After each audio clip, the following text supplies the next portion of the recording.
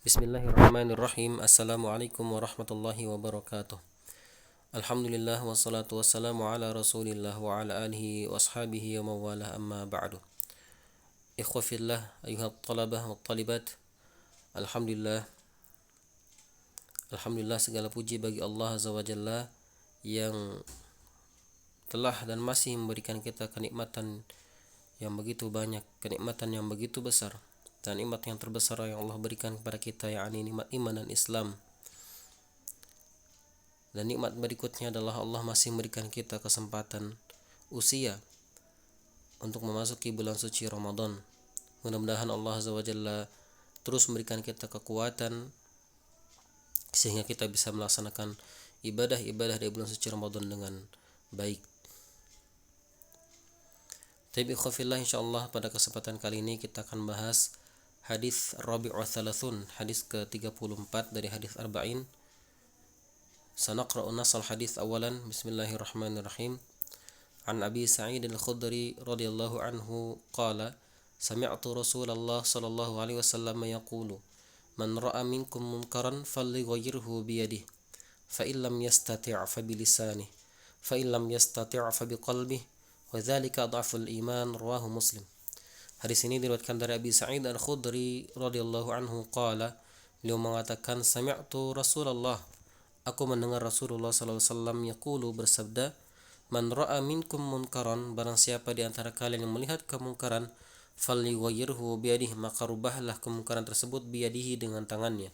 Fa illam yastati', apabila tidak mampu ia rubah dengan tangannya, fa bilisanihi, maka dengan lisannya. Fa illam yastati' fa biqalbihi, maka jika ia tidak mampu merubahnya dengan lisannya, fa biqalbihi, maka dengan hatinya.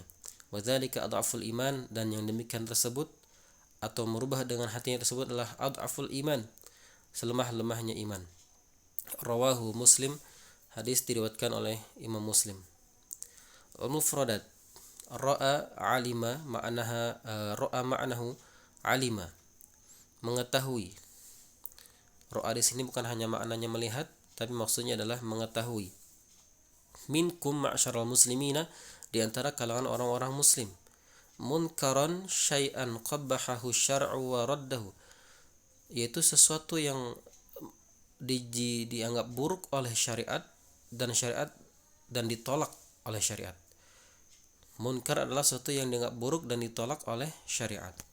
Ay ma ankarahu syar'u wa huwa ma harramahu Allahu aw rasuluh, yaitu sesuatu yang syariat mengingkarinya, wa huwa ma harramahu Allah aw rasuluh, yaitu apa yang diharamkan oleh Allah dan Rasulnya, baik itu perbuatan ataupun yang lainnya.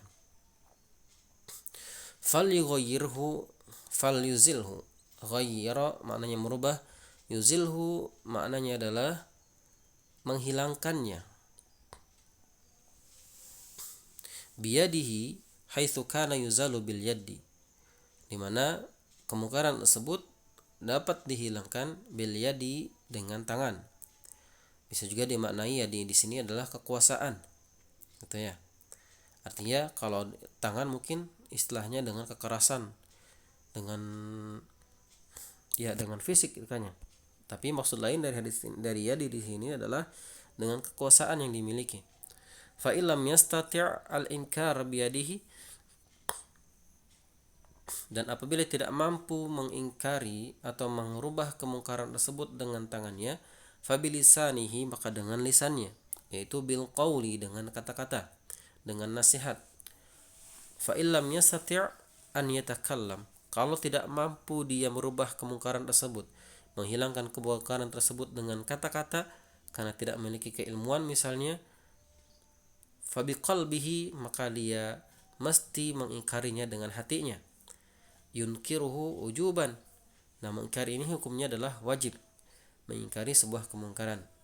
Ad'aful iman, aqallahu, sedikit ya, paling sedikit dari tingkatan keimanan. Ma yustafadu minal hadis, faidah-faidah yang diambil dari hadis. Yang pertama, wujubu taghyiril munkar bikulli mumkin, kewajiban kita merubah kemungkaran, menghilangkan kemungkaran dengan segala kemungkinan. Mungkin dengan yadi, dengan tangan, mungkin juga dengan lisan, atau paling tidak bil qalbi, dengan hati, yaitu mengingkari kemungkaran tersebut. Yang kedua, inna man qadara ala khislatin min khisalil iman wa fa'alaha fa innahu afdal, bahwa orang yang mampu melakukan tingkatan di antara tingkatan-tingkatan keimanan dalam hal merubah atau mencegah kemungkaran, wa fa'alaha, dan dia mengerjakannya, fa innahu afdal, tentu hal tersebut adalah lebih baik, lebih utama, mimman tarakaha ajazan, dibanding meninggalkannya ajazan, karena ketidakmampuannya dalam mencegah kemungkaran. Ya, artinya mencegah kemungkaran diwajibkan sesuai dengan kemampuan. Otomatis kemampuan ini akan memiliki tingkatan yang berbeda ketika dia memiliki kemampuan yang lebih tinggi dibanding yang lainnya, yaitu mencegah kemungkaran dengan tangankah, atau dengan lisankah, atau dengan hati yang paling rendahnya. 3. Innal munkar la yughayyir illa ba'da tathabbuti wa tarwi atau wal yakin. Bahwasanya kemungkaran itu dia tidak boleh dirubah, tidak dicegah, tidak dihilangkan, illa ba'da tatsabbut, kecuali setelah adanya tasabbut, kepastian, wa tarwi wal yakin, pengetahuan dan keyakinan. Artinya kita tidak bisa mencegah kemungkaran kecuali kita benar-benar tahu bahwa itulah kemungkaran, dilihat oleh mata kita sendiri atau melalui informasi yang didapatkan. Jangan sampai kemudian kita memberikan keputusan yang salah atau nasihat yang salah diberikan kepada orang yang kita berikan nasihat tersebut. Misalnya kita mendengar adanya kemungkaran di sebuah tempat, tiba-tiba kita datang, kemudian kita dengan yadi kita menghilangkan kemungkaran itu, padahal kemungkaran itu tidak ada, tidak benar adanya.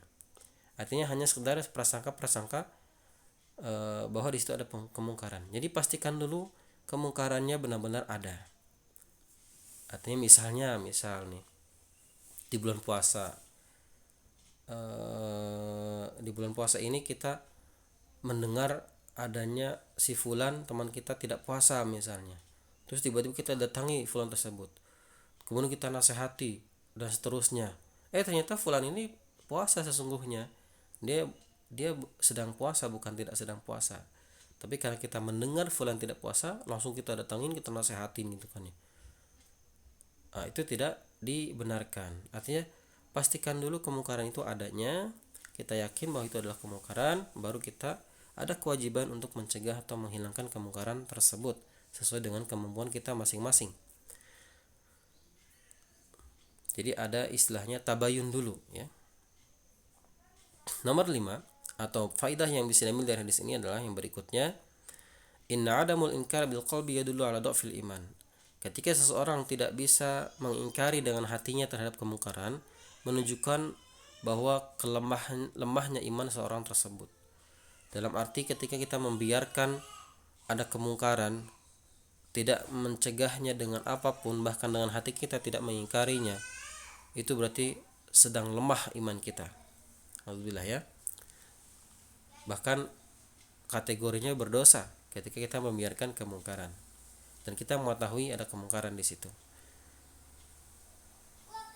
5. Innaman lam yakum bitaghyiril munkar inda tahaqquqihi wa adamul mani' annahu ya'sim. Nah, di sini poin kelima, bahwa orang yang tidak melakukan usaha untuk mencegah kemungkaran, untuk merubah kemungkaran, inda tahaqquqihi, di mana dia mengetahuinya, wa adamul mani' dan tidak mencegahnya, annahu ya'sim, sesungguhnya dia telah berdosa. Haitsu annahu lam yazilhu, karena di mana dia tidak menghilangkan kemungkaran, artinya membiarkan kemungkaran. 6. Inna litaghyiril munkar, bahwa dalam hal mencegah kemungkaran atau menghilangkan kemungkaran, darajatun, itu ada tingkatan-tingkatan setiap pelakunya, tergantung dengan cara seperti apa. Cara yang paling tinggi adalah dengan lisan, dengan yadi, sebagaimana dalam hadis. Maka derajat tertinggi adalah mencegah kemungkaran dengan yadi, dengan kekuasaan, atau dengan langsung kita mencegah kemungkaran tersebut. Fala fala yughayyiruhu ahadun illa billadzi yastati' biha. Maka seseorang tidak merubah kemungkaran tersebut kecuali dengan sekemampuannya masing-masing. Dengan kemampuan inilah memiliki tingkatan yang berbeda-beda. Yang ketujuh, annal imana yatafawut, iman itu berbeda-beda atau bisa naik bisa turun. Ba'duhu dhaifun, sebagian dhaif, sebagiannya lemah, wa ba'duhu qawiyyun, sebagiannya kuat. Artinya iman kita tingkatannya berbeda-beda. Ada yang imannya kuat, ada yang imannya lemah. Syarhul hadis, penjelasan hadis. Yufiduna hadzal haditsu bi faidatin 'ammatin nafi'ah liman qama biha. Hadis ini memberikan faidah yang umum yang bermanfaat bagi orang yang melaksanakannya, melaksanakan nasihat yang ada dalam hadis tersebut, yaitu orang yang mau atau orang yang mencegah kemungkaran dengan cara apapun. Dharatun liman lam ya'malha, dan madarat terhadap orang yang tidak melaksanakannya. Itu di atas di poin ke-5 tadi, orang yang tidak mencegah kemungkaran berarti dia berdosa, dan itu tentunya madarat ya, bentuk madarat. Wahya, bahkan madaratnya bukan hanya kepada dia tapi kepada lingkungannya, karena membiarkan kemungkaran terjadi dan ada, bahkan bisa jadi malah berkembang kemungkaran tersebut. Wahya anna kulla insanin idza 'alima munkaran fayajibu 'alaihi izalatihi 'ala hasbi istita'atihi, yaitu bahwa semua manusia, setiap kita ya, apabila kita mengetahui adanya kemungkaran di sekitar kita, fayajibu 'alaihi izalatihi, maka kita wajib untuk menghilangkan kemungkaran tersebut, mencegah kemungkaran tersebut, 'ala hasbi istita'atihi, sesuai dengan kemampuannya. Fa in qawiyyun 'ala a'la maratibi, kalau seandainya kita mampu melaksanakannya dengan cara yang tertinggi, yaitu bil yadi, dengan tangan kita, dengan kekuasaan kita, falyaf'al, maka kita kerjakan. Maka ini barang siapa yang memiliki kekuasaan, yang misalnya di Osaka ya, berarti sekarang Osaka buat kebijakan-kebijakan untuk dalam rangka mencegah kemungkaran gitu kan ya. Atau ketika ada kemungkaran langsung buat keputusan agar kemungkaran tersebut tidak terjadi dan bisa dihilangkan. Sawa'un haqiqatan aw biyadin aw biyadi ghairihi bi amrihi, baik itu dengan langsung terjun gitu kan ya, mencegah kemungkaran tersebut dengan kekuasaannya, belusukan gitu kan ya, sweeping dan seterusnya, aw biyadi ghairihi bi amrihi, atau dengan melalui tangan orang lain melalui perintahnya. Jadi misalnya suatu saat menjadi penjabat misalnya, terus melihat ada kemungkaran di suatu tempat, perintahkan bawahan-bawahan antum hentikan kemungkaran tersebut. Nah semacam itulah. Maka pentingnya seorang pemimpin yang beriman dan bertakwa, yang takut pada Allah Azza wa Jalla, sehingga kebijakan-kebijakannya betul-betul maslahat dan dalam rangka al-amru bil ma'ruf wa nahyu 'anil munkar.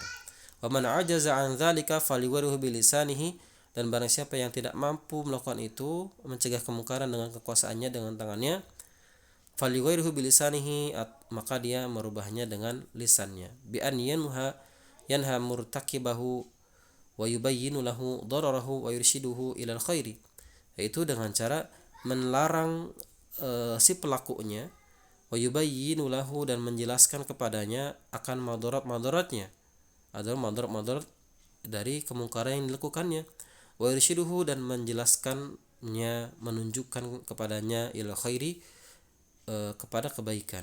Intinya agar kembali kepada Allah dan meninggalkan kemungkaran yang dilakukannya.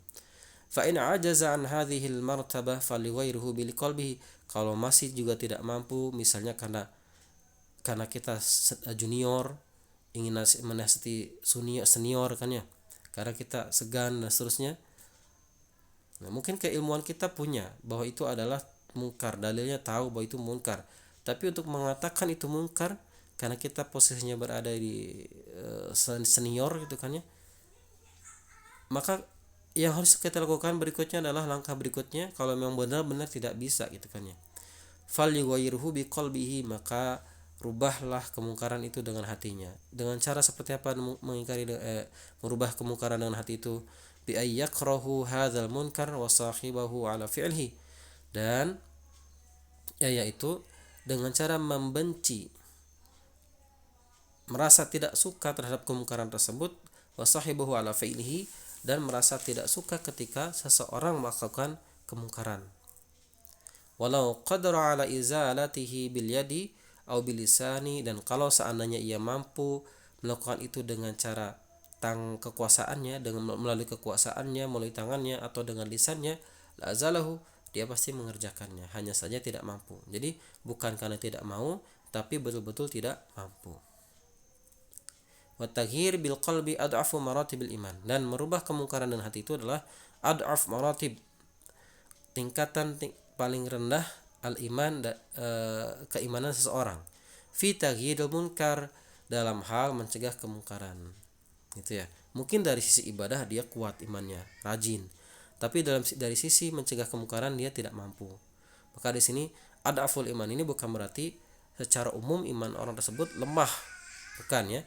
Tapi dalam hal mencegah kemungkaran itu ada tingkatan-tingkatan keimanan tersendiri. Dalam ibadah bisa jadi orang tersebut ibadahnya kuat, rajin, dan seterusnya. Li'annahu la yata'addi naf'ahu atau naf'ahu ila ghairi sahibihi. Karena manfaatnya tidak bisa dirasakan kecuali oleh dia. Artinya ketika seseorang itu hanya sekedar mengingkari, manfaatnya diambil, yang didapatkan dia berarti tidak berdosa. Nah, lingkungannya tetap dalam keadaan melakukan kemungkaran, sehingga tadi dikatakan la yata'addi naf'ahu ila ghairi sahibihi. Fahadhil maratib al-thalath la tasqut ihdaha an ahadin. Dan ketiga tingkatan dalam hal mencegah kemungkaran ini tidak ada istilah gugur dari setiap kita seorang muslim. Artinya setiap kita wajib mencegah kemungkaran dengan tiga cara ini. Dan itu berurutan ya. Pertama kalau mampu dengan yadi, lisan, dan kalaupun tidak bisa dengan qalbi. Wala uzrin liman ya'tadharu an aqalliha wa huwa al-inkar bil qalbi, dan tidak ada uzur, tidak ada toleransi itu kan ya, bagi orang yang mungkin ada uzur an aqalliha wa huwa al-inkar, dari tidak ada toleransi di bawah dengan mencegah dengan hati tadi. Artinya paling rendahnya itu dengan hati, udah nggak ada lagi setelah itu. Ketika dia tidak melaksanakan tiga-tiganya, maka di atas tadi poin ke berapa? Poin kelima dikatakan dia berdosa. Sehingga tidak ada uzur, tidak ada toleransi dalam masalah mencegah kemungkaran. Paling tidak kita mencegahnya dengan hati, yaitu dengan cara mengingkari perbuatan tersebut, bahwa itu adalah perbuatan salah dan harus ditinggalkan. Tapi ikhwafillah, insyaallah dicukupkan penjelasan hadis ini. Penjelasan yang singkat ini mudah-mudahan bisa difahami. Adapun yang tidak bisa difahami atau belum difahami, barangkali terlewat, silahkan ditanyakan ke ustadz yang mengajar di kelas masing-masing. Kemudian jangan lupa juga memurojaah materi-materi sebelumnya ya. Hadis Ar-Rabi' wa Thalathun ini hadis terakhir di kelas 12, karena berikutnya adalah hadis ke 35 ini adalah materi untuk kelas 12. Maka murojaah hadis-hadis sebelumnya, dan jangan lupa like, subscribe channel belajar online ini. Mudah-mudahan insyaallah ke depan bisa diisi dengan materi-materi selain hadis atau hal-hal yang bermanfaat lainnya. Ataupun kalau antum misalnya punya video-video yang sifatnya memberikan manfaat kepada yang lain, bisa share, berbagi ya. Tapi ikhwafillah, cukup dari Ustadz. Mudah-mudahan Allah Azza wa Jalla senantiasa memberikan kita keberkahan dan kemudahan dalam mencari ilmu ya. Amin rabbal alamin. Aqulu qouli hadza wa astaghfirullah li wa lakum. Assalamualaikum warahmatullahi wabarakatuh.